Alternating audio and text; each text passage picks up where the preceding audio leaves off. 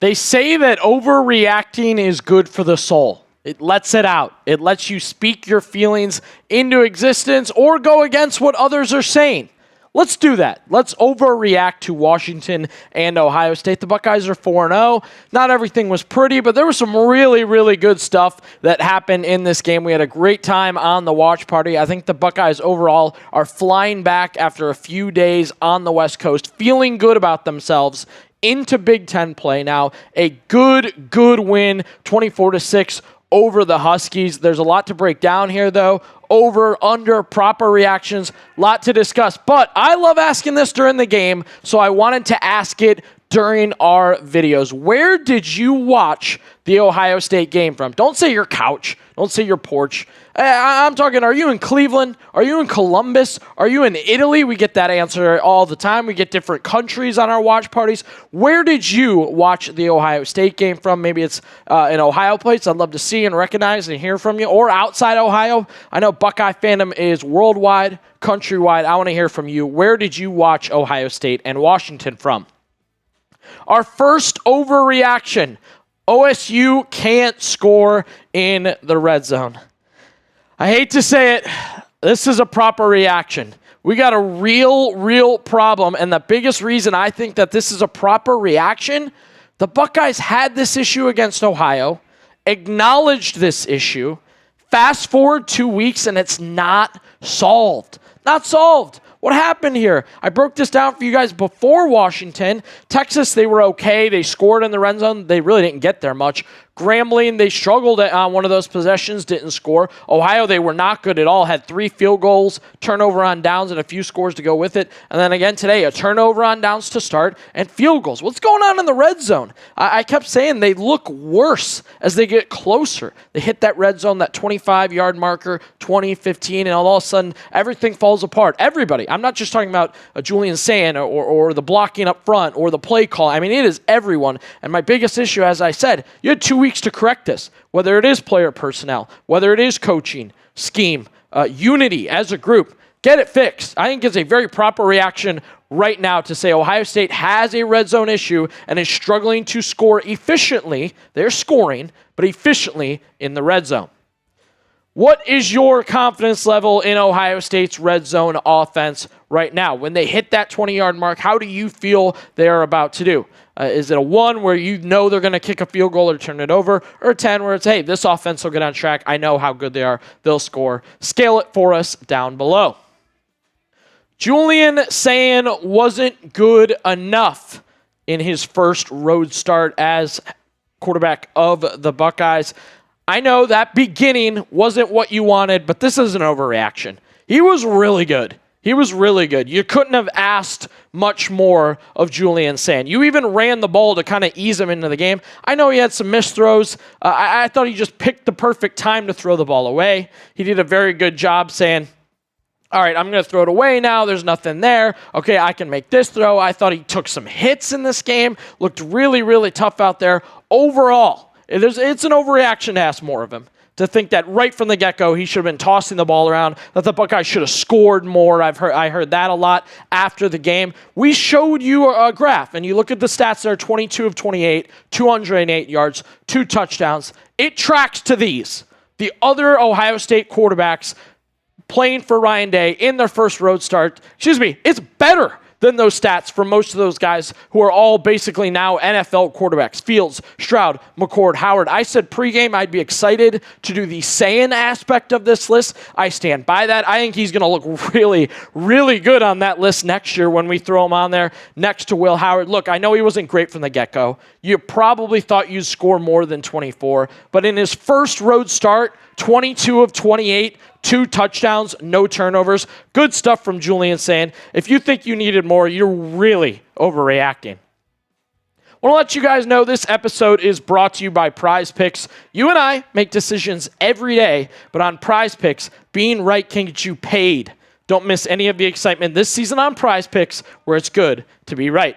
Prize Pick, simple to play. Just pick more or less on 2 to 6 player stat projections. If you get your picks right, you could cash in. That's because Prize Picks puts their users first, so all withdrawals are fast, safe, and secure. Prize Picks offers Venmo, Apple Pay, MasterCard, and more for quick and easy deposits into your account this football season. This was our stat projection for the Buckeyes game. We went more. The Buckeyes did their job on Damon Williams Jr., and that would end up costing this one, but I mean, you kind of love to see it.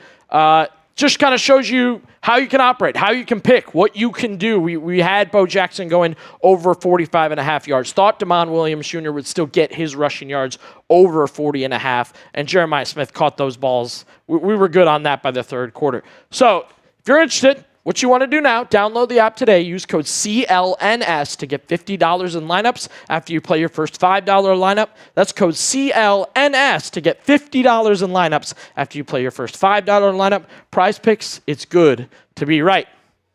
Let's keep overreacting. Hang with me here. Give your reaction. Let's do it. The Buckeyes weren't as prepared as we thought they'd be for this trip, for this game, for Big Ten play. Relax. I think they went out there early. They were ready to rock. They had the time to get this done. You had the red zone issue. I don't know why that wasn't fixed. I do think that's part of it. But I think in general, everything I kind of expected to happen did. The Buckeyes had to get adjusted to a tough crowd. The defense was your strength. You pulled it out. You're 4-0, and you're looking good in Big Ten play. I think Ryan Day's doing a good job to keep them ready. He wanted to start fast, and man, they cruised down the field. They just didn't finish. That was the issue. Donaldson just cruised. First down. Just didn't quite find the end zone there. I thought they started with good pace. I know the defense started with good pace. They started and finished with good pace. Once again, 4 games, 4 teams that did not score in the 10 points or more category. Buckeyes held another team in Washington, one of the better offenses in college football heading into this one, under 10 points. The Buckeyes were ready to go. I think they still have their problems offensively. I liked their game plan. I thought they executed a lot of things on a good level. And when their offense wasn't what it was supposed to be, I think they readjusted. They went to Jeremiah Smith. They went down the field. If you think they just lollygagged it in there, had the wrong game plan, were goofing around on that extra day, once again, you're overreacting on this one, in my opinion. Had a ton of fun on our watch party. I was suited up. From a former challenge, super chats were going crazy, competitions left and right. I had somebody say, hey, I hate the commercials. I can't stand the commercials. That's why you want to subscribe and hang out with us for the watch parties. We're having fun during the game. The commercial breaks are just us having more fun, more time to have fun. So make sure you subscribe and check out our next watch party against Minnesota. Kaden Curry, after a performance like that, could he fill the Jack Sawyer role of last year for Ohio State, make those big plays in the playoffs, be a consistent terror off the edge, different quarterbacks, different offenses? Is that what Caden Curry could be for Ohio State? I'm going to say that's an overreaction. Took Curry a while in this season to get to the game that he had. Took him a while in his career to get to this point. Really has been on and off the field for the past few years, just subbing in, part of a rotation. Finally gets that starting spot. I actually didn't have him in my starting lineup. I thought the Buckeyes were going to go Bo Atkinson more than Caden Curry. And today was awesome. He was really, really good. I hope he found his stride. But to think he can do what Jack Sawyer did for you last year, that's an overreaction. That's wrong. You have to be careful thinking that way. I think the Buckeyes defensive line is a unit. I think they purposely are constantly subbing guys in and out, trying different things, and I think that will continue. However, an electric performance from Caden Curry, much needed. My goal and my hope is that, this is a huge stride for him, and he'll realize all his potential he can, and going forward, every game he's got 2 or 3 sacks with tons of tackles. That's my hope, but I don't think he's on Jack Sawyer's level, nor can he do what Jack Sawyer did for you last season. Jeremiah Smith also very good against Washington. Interested to hear from you guys. Who kind of struck you as the better player, the better performance in this one? Always tough on defense because the Buckeyes have so many great names right now playing at a high level. Who had the better performance? Jeremiah Smith, go ahead and type JJ, or Caden Curry, go ahead and type CC. Our final overreaction. I know Buckeye fans are not gonna like this one. Did Bo Jackson, was it too much too soon? Is he not ready for what we thought he was going to do for Ohio State? I think it's an overreaction. Ryan Day told you what was going to happen here. He said, we're going to bring Bo along, we're going to give him more opportunities, but he needs to fit in within this offense, and we will play him accordingly to the opponent and how he's playing. I thought that's what happened today. When you absolutely had to have first downs, when you absolutely had to move the chains, it was C.J. Donaldson. Jackson got his carries, but it was Donaldson who really moved the Ohio State offense, came through for Ryan Day in different situations. For Bo, it was carries. He got his carries, he got his yards. Once again, I don't know how many weeks I can go saying he's almost going to break the big one. He's almost going to break the big one. Finally, I'm going to have to say, when's he going to break the big one? Can he break the big one? Because we're getting to that point.